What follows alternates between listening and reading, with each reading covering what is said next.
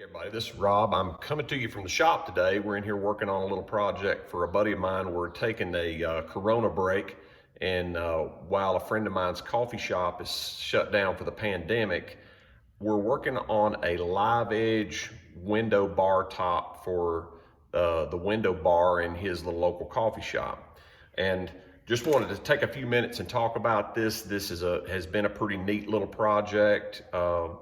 My buddy had this natural beach slab that he wanted to utilize for this bar top, and I told him, yeah, we can build that for you. So that'll be pretty cool. We're going to do a steampunk style recycled black iron pipe legs for it, and then we're going to do a live edge tabletop. And wanted to spend just a few minutes to talk about the finish we're going to use on this product. The product we're going to use is Rubio Monocoat, which this is a really interesting product for guys that want a hard matte finish that's really quick to apply and doesn't take a ton of prep.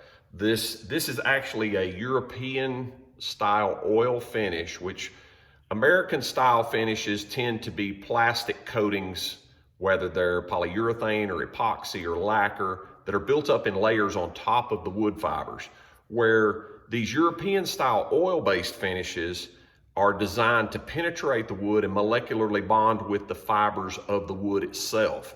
So your prep is minimized with this product because you only sand to 120 grit. So you don't have to sand it super slick, and you put this finish on one time and it is kind of like stain and finish all in one application, and you just do one application.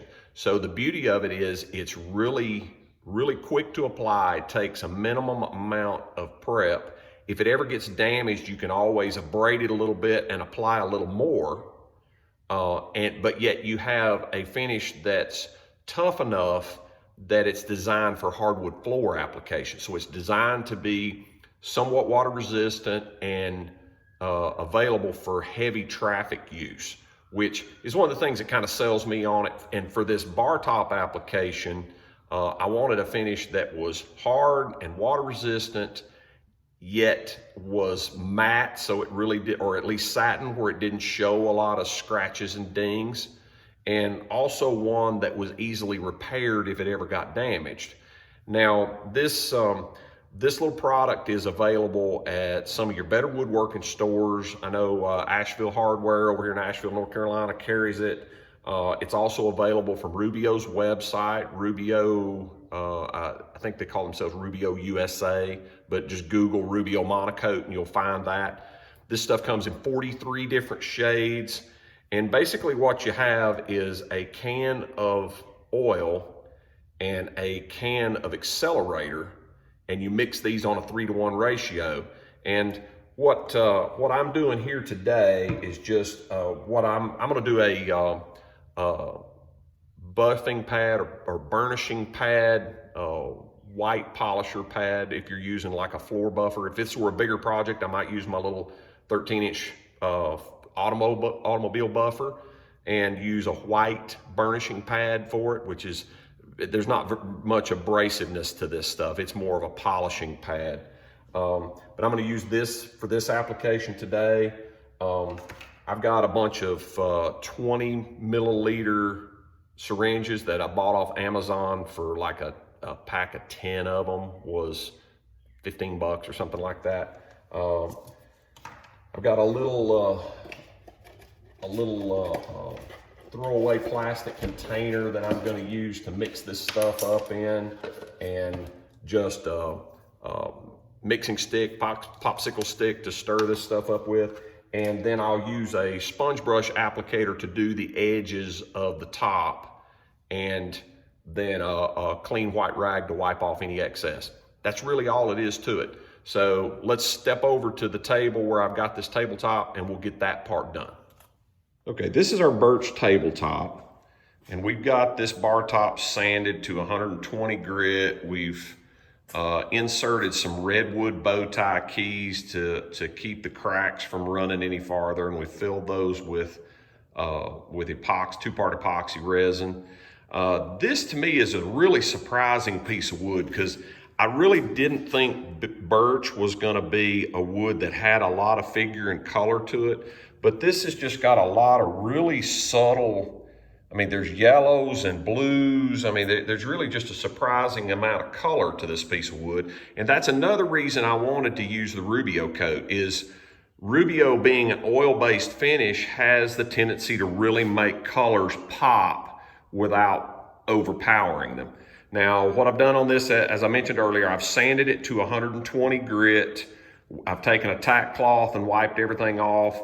I used my little Porter Cable Restorer little drum sander with a Scotch-Brite drum on it to clean this edge up and leave all the little beetle galleries and stuff in the wood without taking those off, but take off any loose material. So I think it's gonna make a pretty cool looking live edge.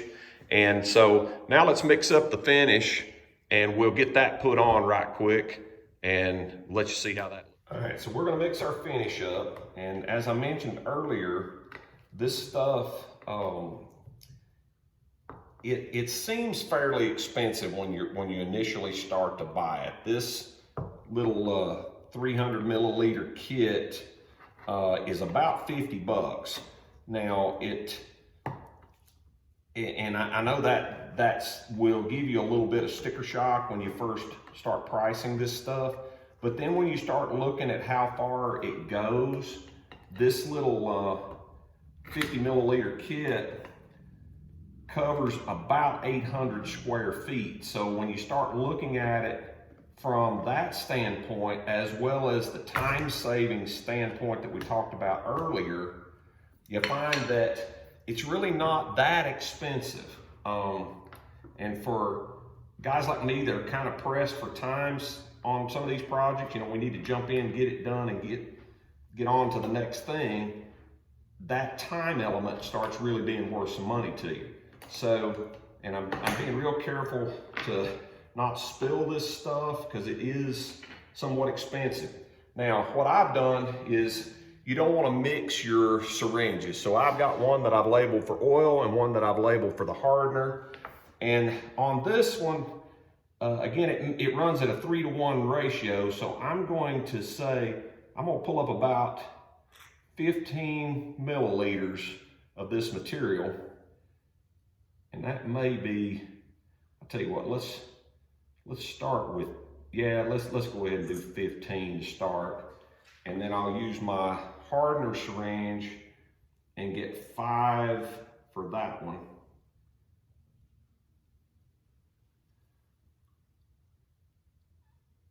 Now, this stuff has a fairly long open time. It's not going to be fully hard for 24 hours, and you really can work it as far as putting it on and then wiping any excess off. You've got about 15 to 20 minutes on that. And they also put this neat little ring on the container so you can keep the oil and the hardener together and store them so they don't get lost. And then I'm just going to take this little popsicle stick and stir this material up, really get the edges good and clean.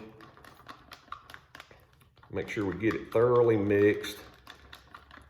And it's this particular color is what's called pure, which is the uncolored version or a natural finish. If you're used to using like Minwax finishes, this one doesn't have any pigment to it.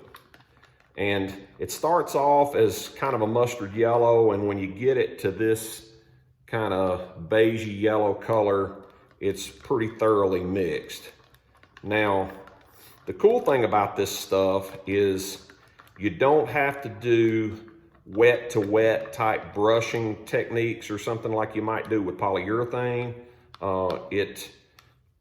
It also is, if you've got any extra you need to touch up a spot, you've got the ability to do that. Now I'm just going to turn my camera and try and put this in a spot where maybe you can see it better, or maybe better yet like that.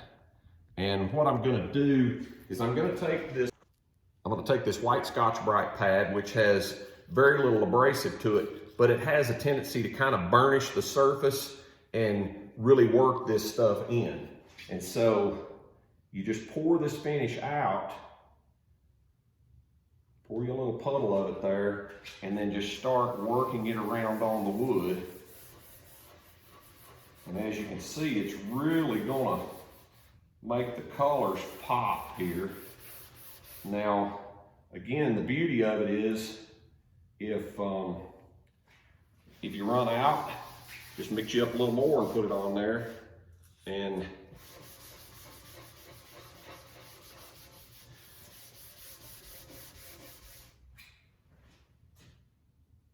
which I can see that this is going to take a little more than I expected it to on this piece. But again, the beauty of being able to go back and mix it up, there's no match lines where you stopped and started over again. So I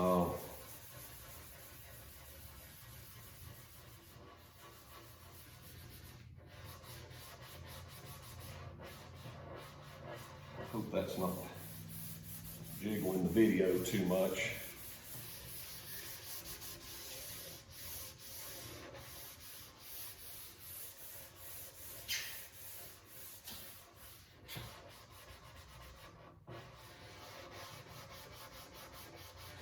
Now, one thing to keep in mind is this stuff is flammable, so any rags, applicators, things like that that you use, you need to treat those with some caution, just like you would linseed oil or tung oil or anything, so you don't end up with spontaneous combustion in a trash can or something. You got to make sure you dispose of this stuff properly, and a lot of times you can just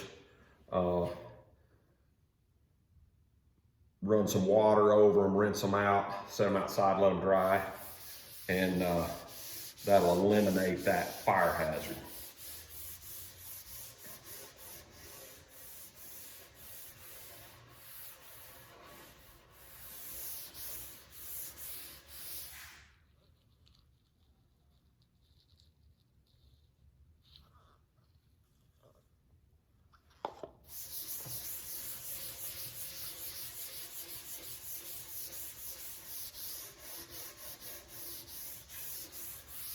As I said earlier, if this project were a little bit bigger, I'd get my little 13-inch automobile buffer out, put a white pad under it, and do this work with a little random orbit buffer, but this Scotch-Brite pad will work fine for a project this size. Takes a few minutes.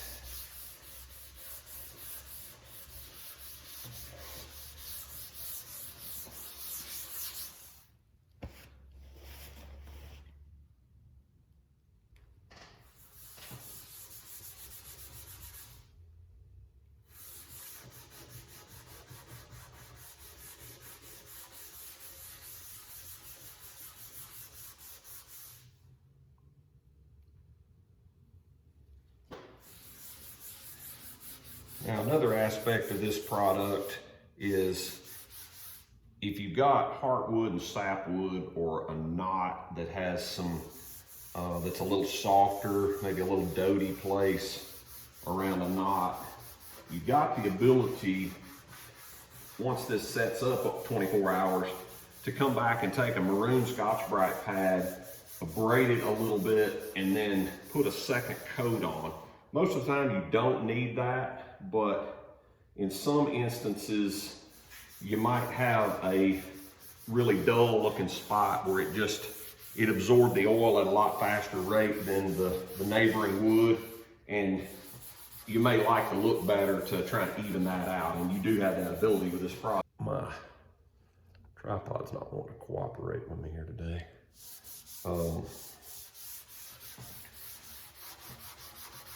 You just kind of keep burnishing this material in and let it just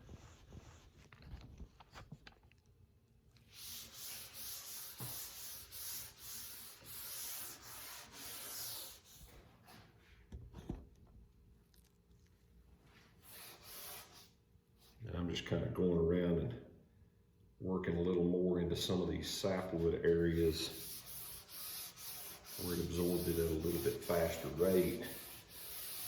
Make sure we get good coverage here. But as you can see, that's really brought out a surprising amount of color in, or at least to my mind, you would think beech would be a fairly benign looking piece of wood, and yet this slab has got a remarkable amount of color and figure to it. A little bit of quilting grain across some of the edges and some various colors.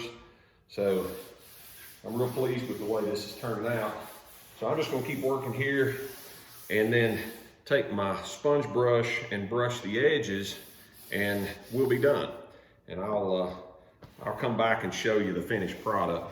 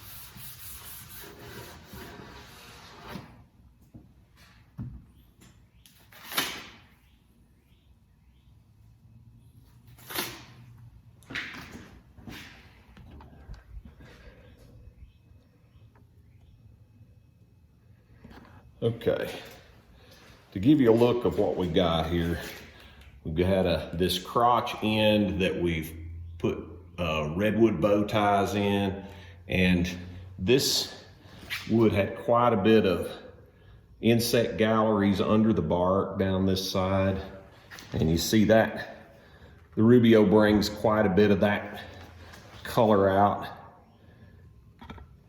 And I wanted to point out just the amount of quilting and the various colors that are brought out by this finish. Now, if you're looking for a hard bar top type finish, you know, a traditional epoxy finish, this is not your product. But if you're looking for something that's very tough, very durable, easy to apply, takes minimum prep, and lasts a long time and is easy to repair, look into Rubio Monocoat. I think you're gonna like it. If you like what you see, hit the like and subscribe below. We thank you for listening, and check us out for our next video. Appreciate it.